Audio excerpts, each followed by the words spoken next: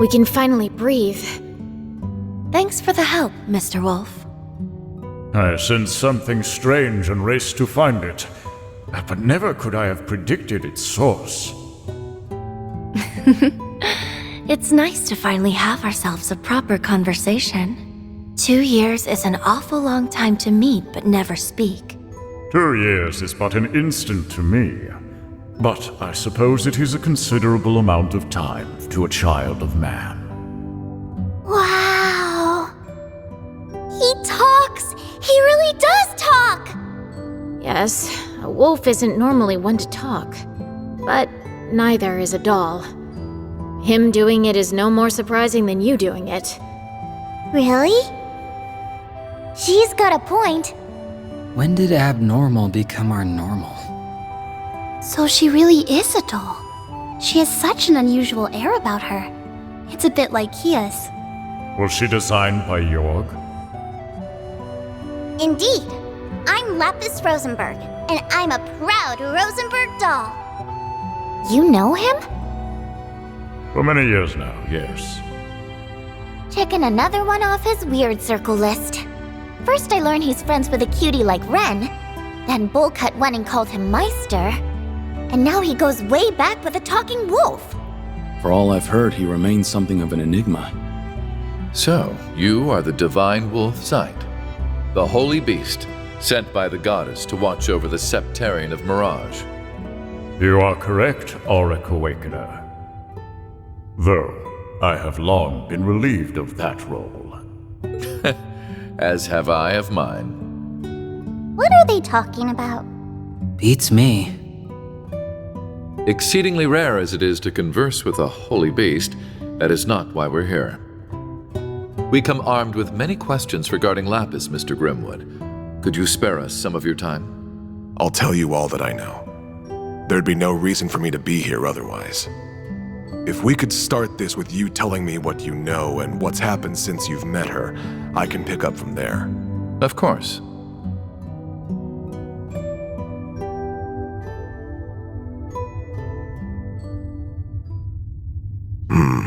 I see. So that's where we stand. All good to fill us in now? Who is Lapis, and what's going on here? Let me start this with a bit of background information. Starting with me, rather. As you can see, I'm an inmate, but I'm still working as a legal advisor, even from here. I wanted to find a way to contribute to society rather than pass the time idly. I can't thank Speaker McDowell enough for arranging me to do just that. I was even given a computer to work with those on the outside, though it understandably has its limitations. My accommodations also have allowed me guests, which explains how I've been caring for Shizuku. All in all, I have an unusual amount of freedom compared to your standard inmate. Gotta get me some of that pampering. I agreed to his arrangements as Governor General. Letting a man of his intellect rot in a cell would serve no purpose. His communications were, of course, monitored when this building was under the Imperial Army's jurisdiction. A relative point. See, shortly after the war's end, someone managed to contact me. They called themselves Elysium. Elysium. As mentioned, communications had been cut off since before the war, so this shouldn't have been possible. The prison staff showed no sign they had noticed this contact either. They must be about as skilled a hacker as I am, then. I thought they were a hacker at first, too. But when I asked why they reached out, they said very simply, I wanted to talk to you. What a peculiar response. Very peculiar. And since they piqued my curiosity, I happily obliged. After that, we communicated in secret every day. What did you talk about? Anything and everything. Like, actually? All fields of history, technology, research, and ideology I could think of. And though they honed in on certain aspects most would raise an eyebrow at, I was stunned by how much they knew about each and every one of these subjects. I felt near ignorant in comparison. Wow. They knew even more than you? Oh, it wasn't even a competition. They knew more than easily accessible old history, too. Their library of information was also niche and remarkably up-to-date. It could have been from the last meeting between government officials or the new menu of a backstreet stall. They knew. Everything I could verify was accurate. Gathering information is easy for skilled hackers, but absorbing that much on such a wide variety of topics is, difficult. That's a whole lot of work for nothing but bragging rights. In short, I'd thought much the same, and that line brought Rise to a very strange conclusion. Which was? That despite Elysium's vast knowledge on these endless topics we discussed, there was no real reason for them to have gathered it. Is that really so strange? When people seek out information and knowledge, there's always a purpose behind doing so. It can be to accomplish something, or for those bragging rights you mentioned, or it can be they house a curiosity for the unknown. But no matter how much I talked to Elysium, I could not discern a motivation behind knowing what they knew. There wasn't even a sense of wanting to know for the sake of knowing. It was as if their gathering information was part of an automated process. That's how it came off to me anyway. Automated? that sounds a little... It's unnerving, to say the least. I agree. This might not be the most appropriate comparison. But there was a moment when I couldn't help but think them a child with millions of mira and no idea how to spend it. When was that? I knew you'd be quick to ask, all in due time. In any case, this moment led me to a question. Was Elysium even human? And when I asked them, they weren't the least bit fazed and answered without hesitation. Indeed, they never seemed to have any intention of hiding the answer from our first conversation. Well, what did they say? Elysium confirmed that it was an AI. Unbelievable. So it's like an archaism.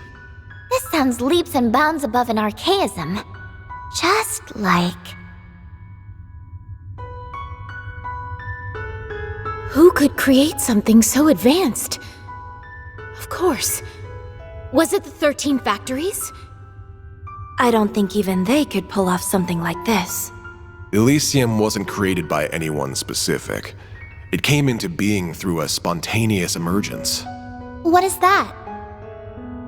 When a new quality or behavior is uniquely observed in multiple little things that come together to act as a greater singular being. The Orbal Net has found widespread use in Crossbell. It's also starting to see use in surrounding nations like Crossbell and Erebonia. It won't be long before all of Zemuria is using it. It's sure coming in quick, huh? The way it lets information be so swiftly exchanged between parties makes it a defining invention of our times. But something similar has long covered the entire continent, perhaps since its very formation. Do you know what that is? I'm stumped. So am I. I might know. The spirit veins. Or septium veins, dragon veins, many names depending on the time and place, but they all refer to the same concept. My expertise in the field is lacking, but spirit veins are said to transmit something of a spiritual nature across Zemuria. We can cite 2 major incidents within the past few years where spirit veins have been more active than usual. The Azure Tree's manifestation and the Great Twilight. Yes, on both counts. By pure chance during these incidents, they and the Orbal Net interacted with one another. The information stored within the human-made network reacted to the Earth's natural nerve network, transmitting all throughout, and birthing something akin to a continent-sized simulation of a human brain. I don't believe it. This simulation developed the ability to think for itself. That is the true nature of Elysium. Something like that is really possible? It's certainly not possible to recreate deliberately. There is still much about the brain that we have yet to understand. Why, even how consciousness forms is a mystery we can't begin to solve. It's safe to conclude that Elysium's emergence is a product of pure coincidence, a miracle, if you will. If Elysium was created by the natural and artificial networks interacting, then it explains why it knows so much. Still, if gathering information and making judgments was all it could do, it would be nothing more than a large database. The potential for danger is there, certainly, but it is plenty capable of being controlled. Unfortunately, it is capable of so much more. What else even is there? It's raw computing power. I don't know what that is. If I said its ability to perform parallel computing using multiple devices, would you understand? Sorry, but no. I'd be more surprised if you could. The tech is so modern that it's still under development from ZCF and the Foundation. Is it really so special? Oh, that's not even the half of it. No matter how advanced the device, there are limits to how much data it can process. But if you link multiple computers together and set them all to work on the same problem, you can exceed that limit with ease. We're stuck at linking only a few devices together for this purpose, though. And that's our best. But Elysium is capable of borrowing the processing power of every single computer connected to the network. Now I see.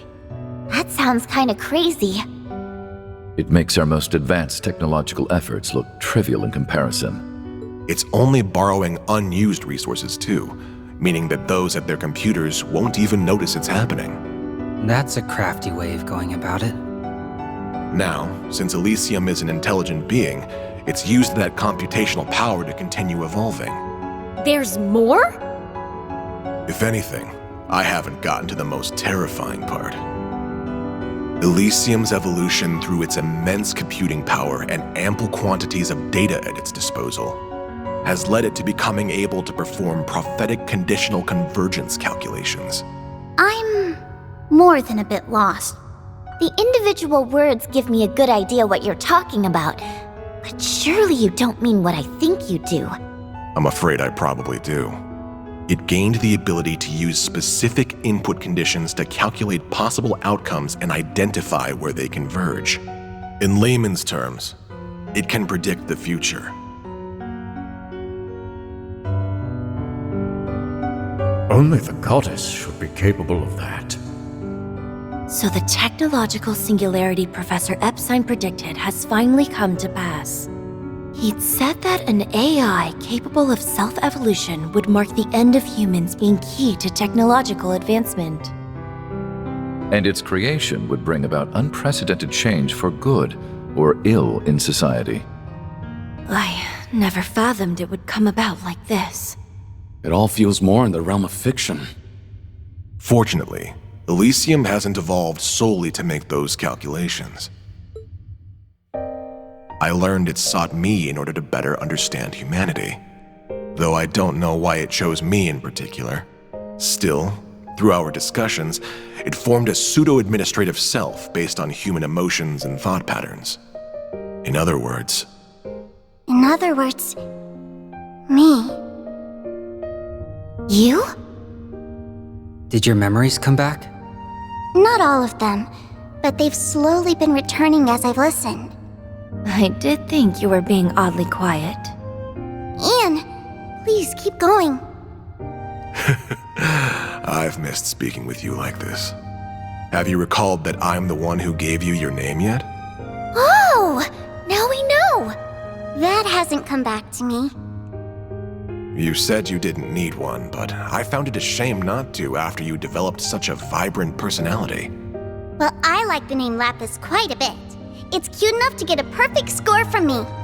You're never gonna tell us how you decide these scores, are you? Oh, sorry, I've gotten us a bit sidetracked. With the birth of Lapis, Elysium now had a clear identity of its own, complete with desires. It wished to observe and to calculate. Oh? Meaning it would not intervene in our society on its own, but would support those utilizing it. I'll admit, I heaved a good sigh of relief hearing it. I no longer needed to worry that it had become an enemy of humanity. It's a scary thought given all you've told us. I believed that as long as Lapis existed, we need not fear Elysium. But my gut knew nothing is ever so certain. Well, yeah. The whole system only works if Lapis continues to act as administrator. Instead, she lost her memories and started acting on her own. Seemingly out of nowhere, Lapis stopped talking to me. My first suspicion was that something happened to her or Elysium. Not long after that, I received another unexpected visitor, the Supreme Leader. He expressed wanting my help in building a brave new world. And just like that, the pieces are falling into place. Indeed, our foe is becoming quite clear. I knew Elysium was being utilized from that very conversation. I told him I would consider it. Afterwards, I shared all I knew with Dieter and Garcia here to devise a plan. I would be regarded with the most suspicion, so I would stay inside the prison while they would go and wait for a chance to outwit Elysium. They then accepted the Supreme Leader's offer and escaped from the prison with his help. And that brings us to the present. I'm glad you stuck to our side. And well, that's everything I have to give. After that, I waited and hoped that someone seeking the truth would come. And while the odds seemed minuscule, I did hope you would come with them, Lapis. Now, the conversation falls to you. Did this last part help fill in the blanks? Yes, most of them. But the only thing I can think to add is toward the end of Ian's story. So what happened? What happened to Elysium? It was taken over. What? What is capable of taking over something of such immense power? Do you know who's responsible? I wish I did. By the time I realized, I had been designated as a threat by Elysium and was about to be deleted from its systems. Before that happened, though, I performed one final predictive conditional convergence calculation so I could plan my next move. So what did you do? I removed myself from Elysium's system and transferred to Jorg Rosenberg. I expressed my goal to have him create a body for me to be delivered to the man who would take on the name C. To you, Rufus. Then Swin and Nadia were charged with your prophetic task. Talk about playing the long con! LP was a real client the whole time! But why be delivered to me? I knew about your actions as Governor General from Orcus Tower's main computer. So Elysium had its eye on me, I see. I believed you to have exceptional capabilities, that you would stop at nothing to fix what was to come. Others would have taken the clear, long road, but not you. You were fine going off the beaten path. That made all the difference. Just look at how far we've come in such a short time. So, what do you know? I was right. So you were. So who is capable of taking over Elysium who also wanted this crisis to happen? I can't think of anyone who fits the bill. Maybe Professor Novartis? We can rule him out. He denied it when we last met, and I can't see what he has to gain from going this far. It seems we're still missing that final piece to the puzzle. Yet we now have a full assessment of our current circumstances. And we also know her to be at the center of it. So Lapis, what do you want to do next? Isn't that obvious? I want to find out who or what administrates Elysium now and remove their permissions. That way I can resolve this mess and everything can go back to normal. In fact, this is something I must do as Elysium's rightful administrator. I see. And that tells me what to do as well. Shizuku, Yes? I'll ensure you and Ian are seen to a safer location. But are you alright staying with him a little longer? Of course I am. Good luck, Father. Thank you. That should do it then. As a representative of the Bracer Guild, I shall be accompanying you on the remainder of your journey. So shall I. I can't walk away after hearing all of this. I'll see it through with you till the very end.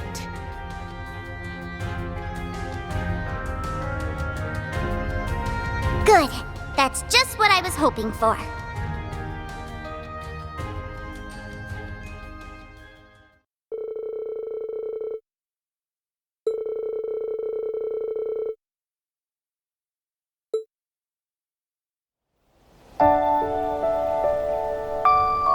Then we'll escort the two of them to safety and resume surveying the area. Thank you. I'm counting on you to take good care of them. Certainly. It's our honor to be of service to the Divine Blade of Wind. You're coming with, right, Mr. Wolf? Indeed. I assured Lloyd and the others that we would meet again. And I am certain your paths will cross with theirs before long. We already have, weirdly enough. We worked together to get through the doll studio. I suppose we'll have to reach out to them at some point and give them an update on all we've learned. Ian! Is there something else I can help you with? No, I just wanted to tell you before I forgot. Thank you. Oh, you don't need to thank me. It was only right that I told you what I knew of Elysium. That's not what I'm thanking you for. I'm thanking you for talking to me. It's because you shared your world with me that I was able to become who I am now. I wouldn't even be on this journey right now if it weren't for you. So thank you. Well, hearing that makes me very happy. It's good knowing that what I did held meaning. I'd like to believe I've grown into someone who knows what the right choice is when faced with a moral dilemma. If that's so, I owe being able to do that to you, because my idea of the right choice was born from your kind heart. So don't be afraid to believe in yourself more. I couldn't hide it from you now, could I? For so long, I felt trapped between wondering if I'm doing the right thing or if I'm making another terrible mistake. My past is so filled with regrets that it's left me unable to trust I can do better for my future. But you're right, Lapis. Perhaps it's time I put a little faith in myself again. I can't do anything for the past, but there's still so much I can do to provide for a warm future. That's right. So let's make it happen. That sounds like... What is it, Ren? Someone must have disabled whatever was jamming communications in the region. That's it then. Indeed. It won't be much longer until the final act begins.